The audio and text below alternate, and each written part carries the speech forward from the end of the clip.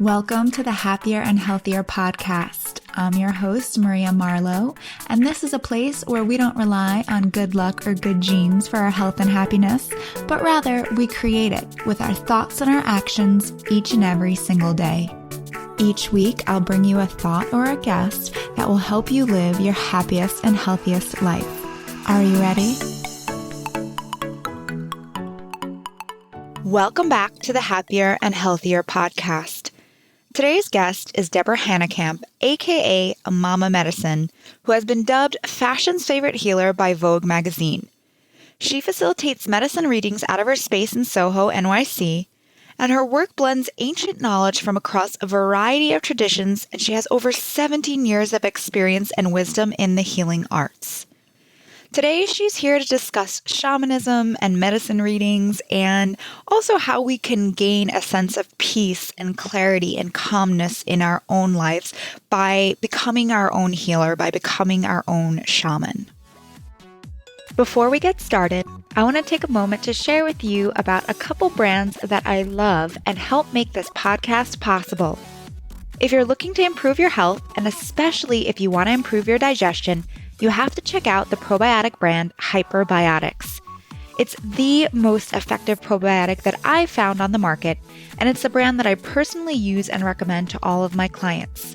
It's so effective because it's made with 15 different strains of probiotics that have been scientifically shown to benefit digestive and overall health, including weight management, reproductive health, and mood. They're also clinically shown to be 15 times more effective than the common probiotic capsules that you'll find at the health food store. Hyperbiotics has helped many of my clients and myself get rid of bloating, increase regularity, and maintain a flat stomach and healthy digestion. For being so high quality, you expect them to be super expensive, but they're extremely affordable at just $25 for a 1-month supply. Plus, you get an additional 20% off with the code HYPERMARIA. Head to hyperbiotics.com, that's hyperbiotics.com, and use the code HYPERMARIA for 20% off. You have a pretty unconventional career as a shaman and a healer. So what inspired you to take this path, and how did you get started?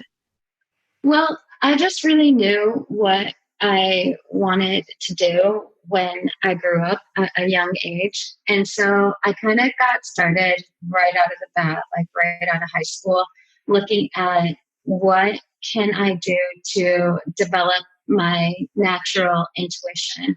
And so instead of going to a traditional university, I went back and forth to Thailand for 5 years and studied sound healing, energy healing, crystal healing, and then I went back and forth to the Amazon for 8 years and studied shamanism there. And so it started very early for me. I just knew that I wanted to be a part of healing the world.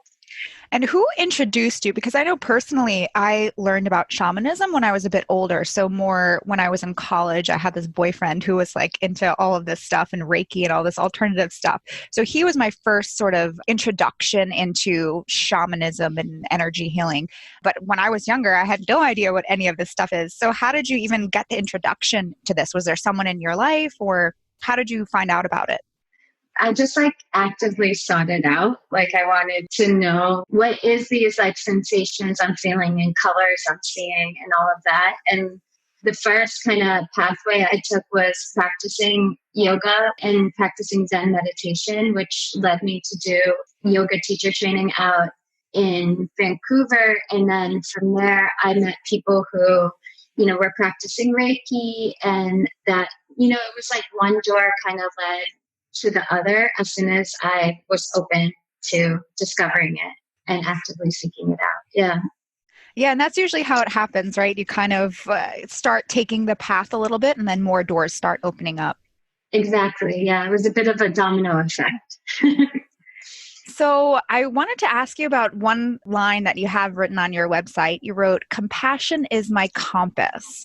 So what do you mean by that, and how can we incorporate that sentiment into our own lives?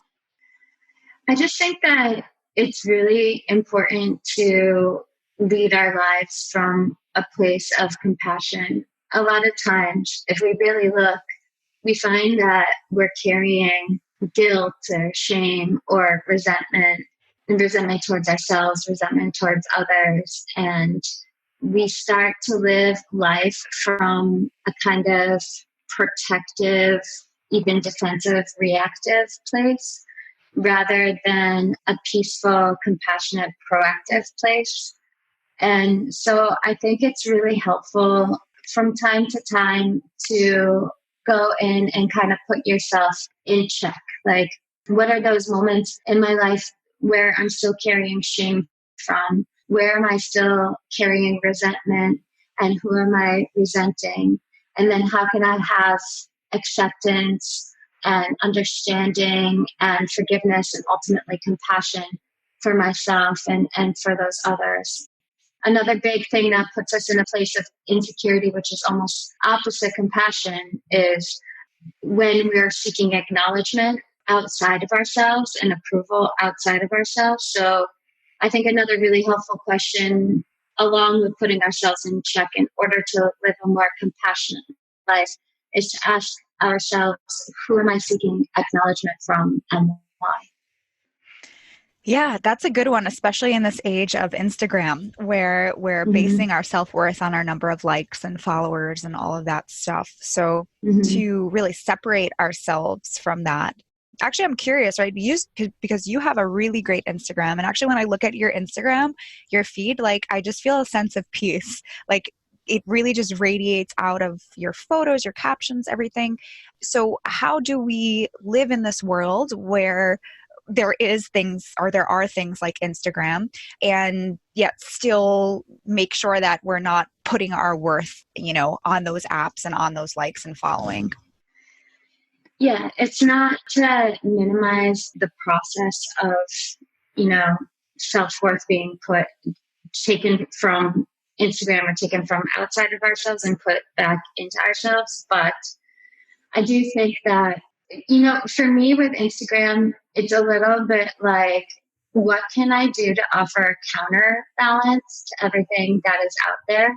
Because even if people are well meaning, there's a lot of like us and them energy in social media in general. And there's a lot of kind of righteousness and righteous bullying. And then on top of that, it's sort of an ocean of insecurity and like ways to like fix ourselves. And so I think for me personally, it's like, how can I set the example to show people a sense of like confidence, and you got this, and you actually don't need to be fixed. You're perfect as you are. And that's why this message, like, be your own healer, keeps on coming up for me, because it's so important that we are not looking outside of ourselves for solutions or answers. And a lot of times problems we face or challenges or resistance that comes up is really just something to teach us along the way. So I don't know. I try to use it for good, know what's happening. Use it for good. No, and I love that. And I love this whole idea of being your own healer.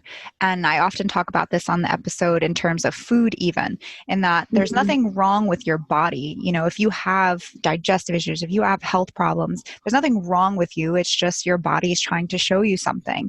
And you can be your own healer. If you start to understand and become more in tune with your body, you can figure out how to heal. So let's talk a little bit about your medicine readings, because I know that's what you're really known for. So what is a medicine reading? A medicine reading is a one-on-one group and also retreat experience that we either do in person or digitally, except for the retreat isn't available digitally. That's only in person, where you come and let's say it's a one-on-one, you come and we talk about anything that you're looking to call in or clear out of your life right now. And then we sit and I read your aura, which is the energy field surrounding your body that appears to me in different colors and shapes. And I tell you what I see coming up in your aura. That could be hidden talents and gifts, or things that could be blocking you a bit. And it's very much about the present moment. Like, I'm not reading your future at all. Like, it's because we don't know what is going to happen in the future, because there's destiny, but there's also free will, So we talk about what the tools are that you already have within you to be your own healer and how you can utilize them. So it's very like proactive and approachable and applicable. And sometimes, honestly, it can be a little bit intense, that part. And then we finish talking, and then I guide you to lay down and breathe in a specific way. And we go through a whole energy healing ceremony using scent and sound and energy itself and crystals and things like that. And then I send you on your way with some homework and also a prescription for a ritual bath. Okay, I have so many questions for you. Okay, let's just go back to the aura reading because I think this is something that's been or is a little bit pop culture trendy. Like I know in the past few years, sometimes when I go to wellness events, they'll have some special photograph thing there where they can photograph your aura and you'll get this picture and it's pretty cool. It's like, it has a different colors surrounding you. So I'm curious, is that a real thing or is that more just for fun? Like the photo, is that pretty accurate? And then are you actually seeing the aura just with your own eyes? Yeah, I just see the aura with my own eyes. I feel like we can all sense energy. Most of us like feel it, like we'll get chills when we hear something that feels very true, or, we'll feel when somebody is like staring at us in a room, even though our back is turned to them. But for me, the strongest way I sense energy is through sight. I hear, I feel, but mostly I see. With the Carolyn photography, with the aura photography, when we look at a photograph versus when we see things in real life, it looks totally different. It doesn't read the same at all. So like I can't accredit or discount the aura photography. All I can say is like it looks different to me. It appears different to me. But I think that there's a lot that like a camera wouldn't be able to pick up and things like that. Mm-hmm. And so it sounds like during the medicine reading, you're also having people reflect, which is, I think, something that we often don't take the time to do, right? Because you're asking them about the present moment. What are you holding on to that you need to get rid of? That sort of thing. So I feel like self-reflection, it sounds like, is a big part of the medicine reading as well. It's super important because if we don't have that process of self-reflection, we'll always seek answers outside of ourselves, and worse, we won't be patient with our process. We won't be patient with ourselves. So we'll try this thing, and if it doesn't work immediately, we try the next thing, and if that doesn't work, we try the next thing, and we get into this like kind of vicious, all-consuming cycle of fixing ourselves. If we reflect, we start to understand that like it's all part of the process. Everything that we've been through, everything we've experienced in life has happened to help us to grow, to help us to get to this exact moment. And now, what are we going to do with the tools that we have received from everything that we've been through? Right. And I think that we often don't realize that we're acting in a way because of something we're holding on to, right? Or because of a belief that we have, because of something that happened, that's actually coloring our thoughts and our actions going forward. And until we deal with that thing, until we release that thing, we're going to continue to just make decisions and take actions from a place that maybe is not serving us to our highest self. And so it is really important to take that time to reflect, to release whatever it is that we need to release. And then it really feels like you have a weight lifted off your shoulders and a clearer mind and a clearer path of action once we just have to stop and take that time to self-reflect. Absolutely. And I think that that time can come through in meditation, just sitting and, feeling and listening. But I also think it can come through when we decide to leave our phone at home and go outside for a walk and connect to nature. Anytime we get time alone to ourselves completely, floods and floods of reflection comes through. For me, my favorite place to reflect is in the bath. Yeah, so I wanted to ask you about the ritual baths because I know that plays a big part in what you do. So you mentioned that at the end of the medicine reading, you do prescribe a ritual bath. So can you explain a little bit more about the ritual bath and also how do you choose? I know there's a few different ingredients involved in that. So how do you choose what you add to those baths? I think it depends on where the moon is. I pay a lot of attention to the moon. And I then also just like what I'm noticing coming up in my clients for the week and also what I'm experiencing myself. And then I create a bath based on all of that. I studied herbal medicine both in North America and South America and know like the energetic properties of a lot of the plants as well as the physical properties, but I focus a little bit more on the energetics.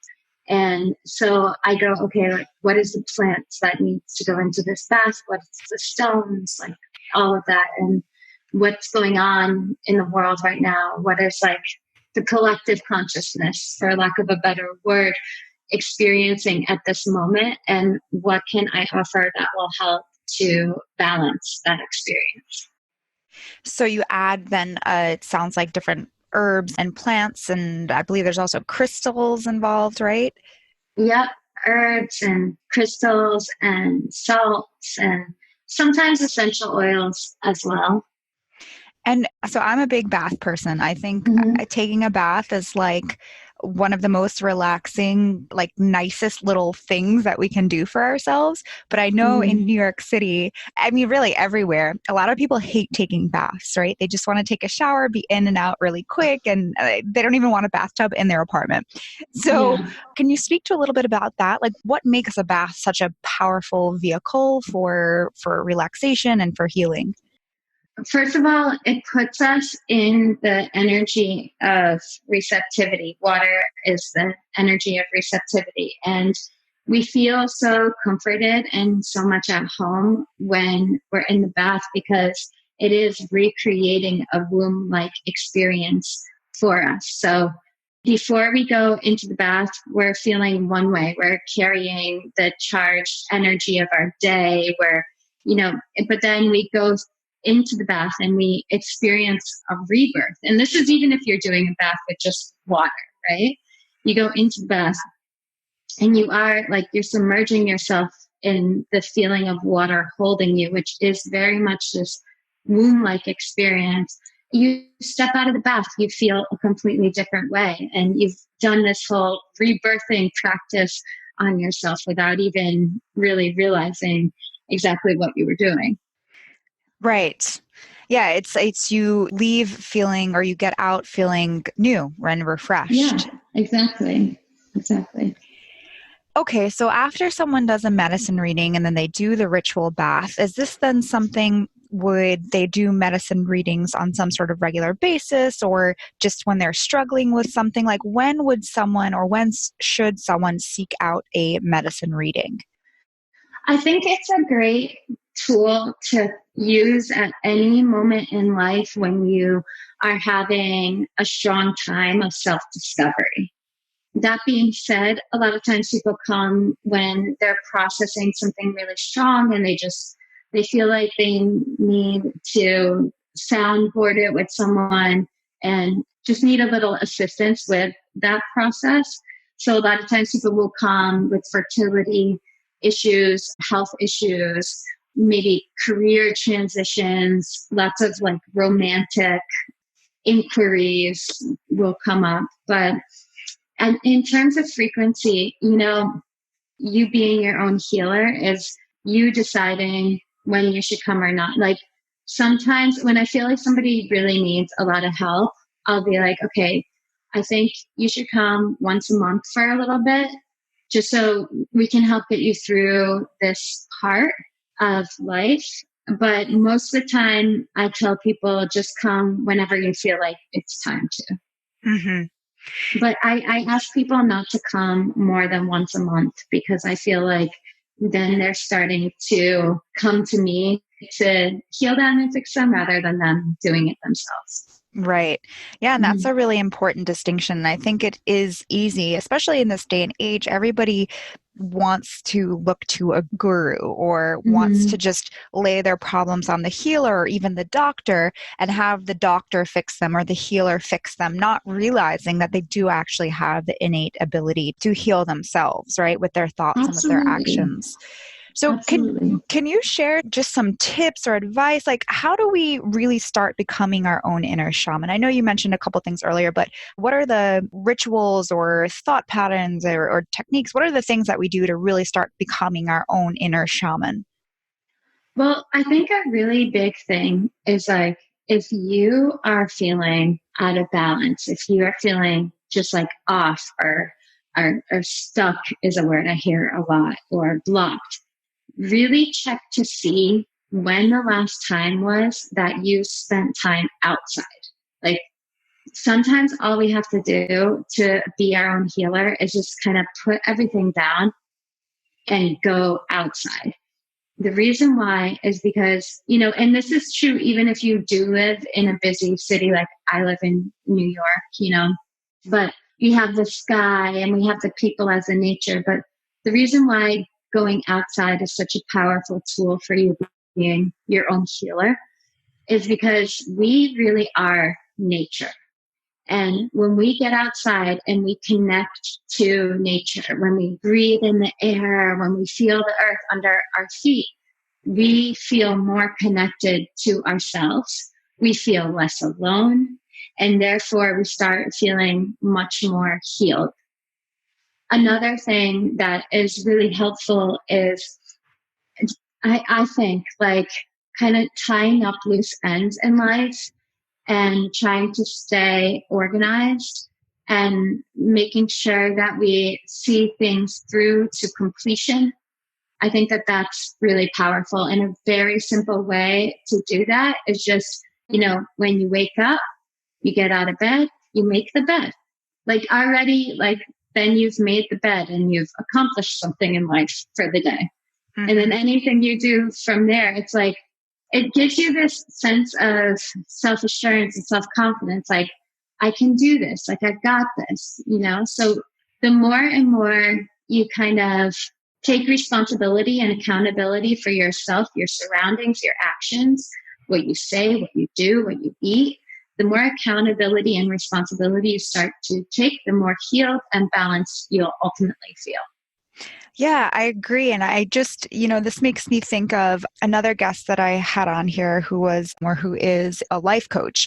And she talks really about the importance of keeping your promises to yourself. So if you say you're going to go to the gym 3 times this week or whatever, you're going to finish this project by this deadline and you don't do it, you are breaking that promise to yourself, and then you're going to kind of be mad at yourself and not believe yourself, right, because you just lied to yourself. And so it does sort of give you this uncomfortable feeling, or this feeling of having these loose ends, of not having really tied up these loose ends. So yeah, I love that you brought that up, because I do think that's important. And I see it even in my own life. Like when I break a promise to myself, I just feel uneasy. But when I actually complete and do what I say I'm going to do, I feel so much more confident and just better about everything. And it's easier for me to continue taking action instead of feeling stuck and like I've plateaued somewhere. Absolutely. Absolutely. And are there any other besides nature, which I also agree? And I recently moved, but when I was in New York, I always made it a point to live very close to Central Park because I needed to be by that nature. And even like I would Hmm. take my work calls there or have meetings, walking meetings whenever I could, because I do think it is so important for us to be in nature as well. But is there anything It's so else? important. Well, the last thing I would just like add in, of course, like I love meditation. I love the baths. If you go on my Instagram, there's so much information about that you can find in terms of like little rituals to do. But I really think another thing is like what we were talking about before with having that practice of forgiveness.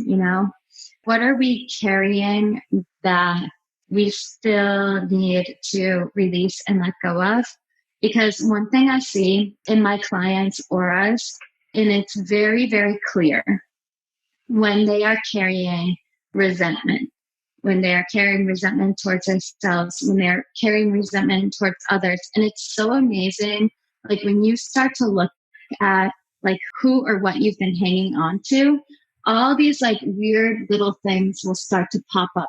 Maybe a police officer who gave you a ticket 5 years ago, or, it's not just like these big ones, like our ex, or like, or something our parents did or something like that. It's all these like little things that we start to pick up, and then we start to carry around anger with us. And then we have these kind of holes in our auric field, which then attracts more of that same energy to us of somebody who's going to like make us angry, or somebody who's going to upset us in some way, because we haven't yet healed that past resentment. So I think just in order to live a happy life, it's like you got to learn how to let stuff go. It's very important, and forgive. So that's super powerful medicine. Yeah, I agree. And I think that's really important. I do think, though, sometimes we don't even realize, like that cop 5 years ago, we're so angry or resentful about. We don't even realize we're angry or resentful about these things, or haven't fully healed it. So again, that kind of comes back to that self-reflection, really digging a little bit deeper to figure out what you're holding on to in order to finally release that and heal that. Definitely. And I'm curious for you, because again, like when I see you, when I speak to you, and I see your Instagram, you do exude this aura of peace and tranquility. And I'm sure you have stressors in your life, right? We all do. So I know in New York City, most people are very stressed, have very high levels of stress. Sometimes they don't even realize how stressed they are. So I'm just curious, what are some of your tips for dealing with stress and anxiety, fear, and overwhelm? Are there any things that you do that help keep you peaceful and grounded, besides for anything that we've already talked about? Well, I want to just like preface this with like, I definitely face a lot of stress. For sure. And the thing is, like with the peace part of it, I know that it's like I know myself. So I feel peace, I feel calm with myself. So like I know, for example, if a challenge comes up, I'm going to find a way to face that challenge and step up to that challenge. If I have to have a confrontation with someone, like I have zero issues with confrontation. So I'll just be like, okay, let's clear this up. Like, how can we move forward from this place? I don't want to like carry this weird energy. So I'm very like direct in that sense, which gives me this feeling of peace and calm because I know myself. But I really do a lot in terms of like my own energy to keep myself calm. So it's like not being afraid to confront myself is really important, and like stuff that I'm doing that isn't in my highest good. And then I have practices like I wake up 2 hours before my family. So I wake up at 5 and then I wake them up at 7. And in those 2 hours, I take time to make myself some tea or coffee, meditate for at least 45 minutes, practice yoga, or go to the gym or go to a class that I like, something like that. And then I come back, I shower, I wake them up, I'm ready for my day. So for me, having those 2 hours in the morning that are really just mine, because the second I wake up my daughter and wake up my husband and the puppy and all of that, like the whole rest of my day is dedicated to like service and offering to others. And by the time like nighttime rolls around, my daughter's taking her bath, I put her to bed, all of that, like I'm spent. So I just want to like take a bath and kind of read a book, go to sleep, like that kind of thing. So the morning is really the only time that I have that's like truly mine. And so to me, those like 2 hours in the morning are super sacred. Sometimes I'll play singing bowls for myself while I meditate. Like it's a very special time for me. I love morning rituals as well. And I think adding them to our lives, even if it's just 10, 20, 30 minutes can still make that difference, because you're right. It's like once you get to work, or once you wake your kids up, your husband up, or whoever, like your life is sort of not your own. There's no more you time. It's you're serving others in one way or another. So having that Mm-hmm. time in the morning to just get settled, to get grounded, to start on a really peaceful note, I think really sets the tone for the rest of the day. And you can handle all the challenges and things that come up a little bit better, because you've already given yourself that time to ground and to get to that peaceful state in the morning.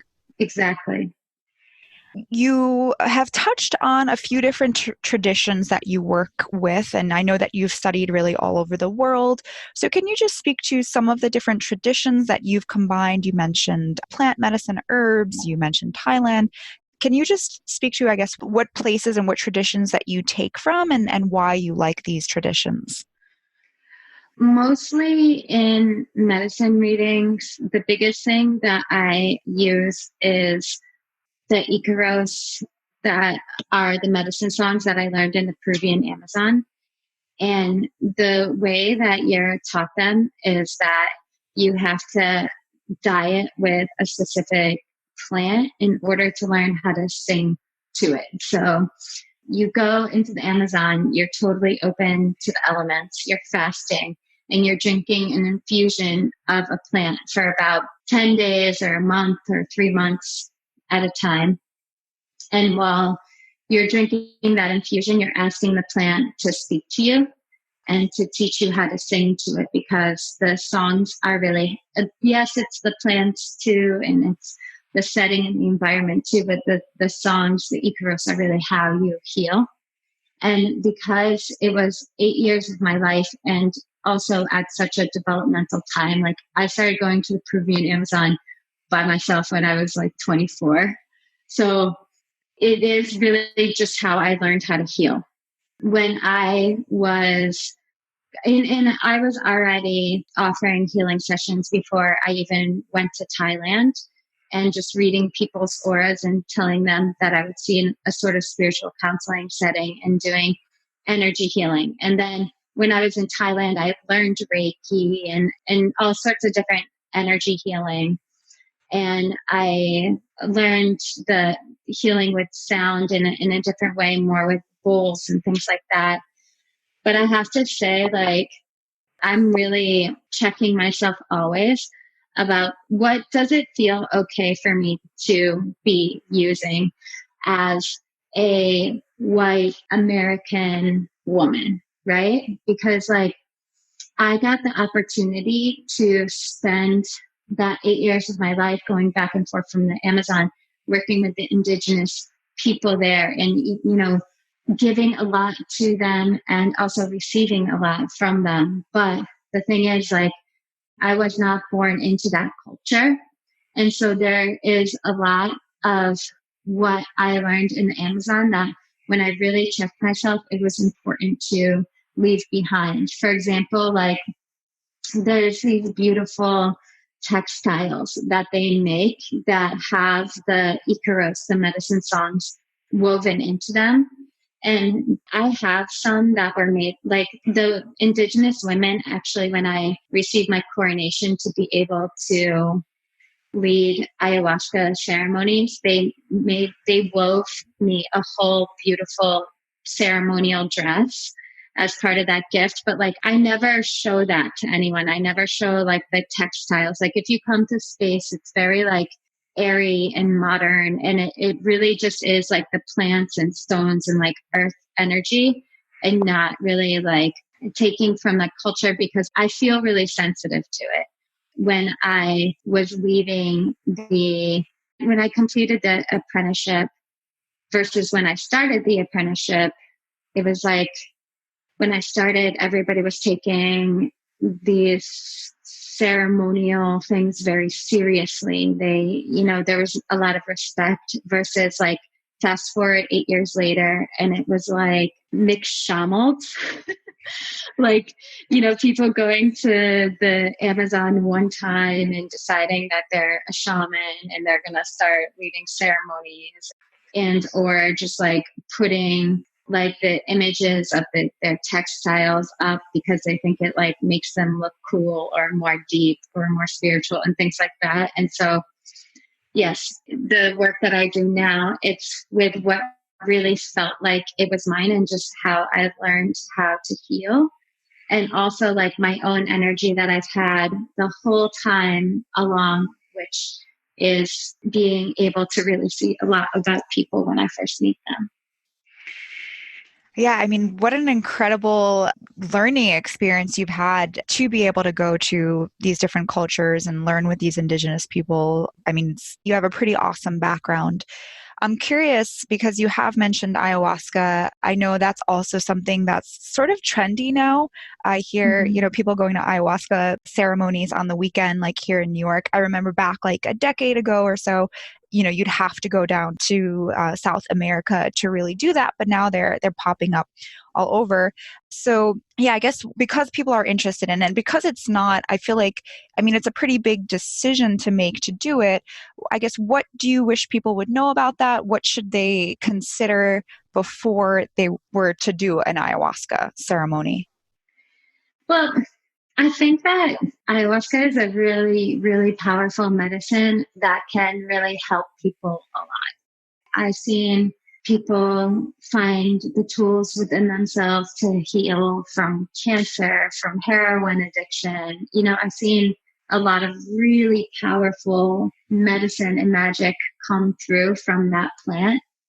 But I think it's really, really hard to get an authentic ayahuasca ceremony now, even from some of the Peruvian or Colombian people who come up and lead ceremonies in like New York and LA and Miami and all of that. Like a lot of them might have been like mechanics or something like that and saw there was a lot of benefit in making ayahuasca ceremonies. And so they started coming up and doing that. So I think if you do want to do that, you have to really trust your intuition, triple check your references because it's not always safe. It's very rare that you would have an authentic experience. So just those things, and don't feel like you have to do it all the time and be really careful if you start saying to yourself, I need an ayahuasca ceremony. It's like you don't actually need an ayahuasca ceremony. Yeah. Well, a lot of people go in and do an ayahuasca ceremony because they want to learn something about themselves and because they want to heal, right, in some way. Mm-hmm. And so I think the point that you're getting at is that you don't need to do ayahuasca to heal. There are other ways that you can do this. And so that's just one of many different routes. Exactly. Do you ever get resistance to what you do? Are there ever any skeptics? And regardless of not if you've experienced them firsthand, I'm curious, like, what would you say to skeptics about your sort of philosophy and version of healing? I mean, the thing is that like, there's no real claims that I'm trying to back up. Like when you come in, I don't have anything to prove. You either want to be here or you don't want to be here, and I look at it more as just like two people, me and you, who get to spend this time of self-discovery together. And so I would say like, because of that, I have very few skeptics. But even like this weekend, someone came in kind of very uncomfortable, totally skeptical about the whole experience and left in tears and thanking me. But the hardest person for me is the one who comes and doesn't want to be here. Like their girlfriend or their sister or their wife made them come. That person, that's the hardest because it's all about being your own healer. And if you come to see me and you don't want to do that, it's like a waste of time and energy, really. Right. Because you're just the guide and we have to do our own work to actually experience the healing. Yeah. Like it's actually, I really feel I have nothing to prove with it, I guess, because it's actually not about me at all. It's about you. Yeah. Well, this has been really, really interesting and really insightful. There's one question that I like to ask everybody that comes on the show, and it could be about something that we talked about, although it doesn't have to be. But what is your one tip or piece of advice that you can leave our listeners in order for them to live a happier and a healthier life? Go outside. I think that's what keeps on coming up. Go outside. I love that. And remember, even if you're in a place like New York City or some other really urban area, you can always find a park. You could sometimes find a river, right? So just get into whatever little piece of nature you can find. Yeah, but even, the sky, the people that are surrounding you are the nature. I love that. That's very true. And very often we sometimes isolate ourselves. Again, it's very easy to feel lonely in a big city, but just getting out amongst people and socializing even can be that touch of nature that we need. Yes. Amazing. Well, I know you have a book coming out in March, and that's about the ritual baths, correct? Yes. It's about ritual baths, and it also contains a lot of my teachings in there. I was working on it for about 7 years and then really flushed it out and wrote the whole thing, waking up every morning at 3 a.m. for a while and just writing the book from 3 a.m. to 7 a.m. It was a really powerful experience, and I'm so excited about it and so happy for this work to be coming out at this time. Awesome. Well, I'm excited to check it out when it's here. And for anyone who wants more information and wants to connect with Deborah, you can head to mamamedicine.nyc. Also check out her Instagram, which is Mama Medicine. It is definitely like a breath of fresh air and peace and grounding. And she has a lot of really great things to say. So definitely check out her stuff. Thanks so much, Deborah. Thanks for having me.